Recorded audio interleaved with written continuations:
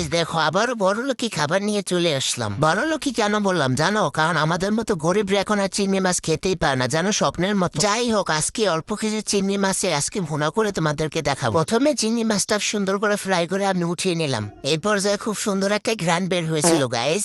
একই কড়াইতে দিয়ে দিলাম বেশ কিছুটা পেঁয়াজ কুচি। গায়েস জীবন দশা হয়তো কিছুটা গরিব হতে পারে, কিন্তু মনটা তো আর গরিব না বলো। তাই বড় লোকের রেসিপি দেখে মাঝে মাঝে একটু খেতে মন চায়। পেঁয়াজটাকে সুন্দর করে ভেজে নিয়ে সামান্য একটু রসুন বাটা দিয়ে দিয়েছিলাম। গায়ে চিংড়ি মাছে বেশি মশলা লাগে না, দিয়ে দিয়েছিলাম সামান্য একটু হলুদ আর বেশি করে মরিচের গুঁড়ো। আমি একটু স্পাইসি খাই গাইস, তোমরা কম বেশি বাড়িয়ে নিতে পারবে। মশলাটা কষানো হয়ে গেলে দিয়ে দিয়েছিলাম আবারও বেশ কিছুটা পানি। তারপর দেখো চিংড়ি মাছগুলোকে দিয়ে সুন্দর করে এ পর্যায়ে একটু লাড়াচাড়া দিবে আর বেশ কিছুক্ষণ জাল করে নেওয়ার পরে দিয়ে দিলাম আরো কিছুটা কাঁচামরিচ কুচি।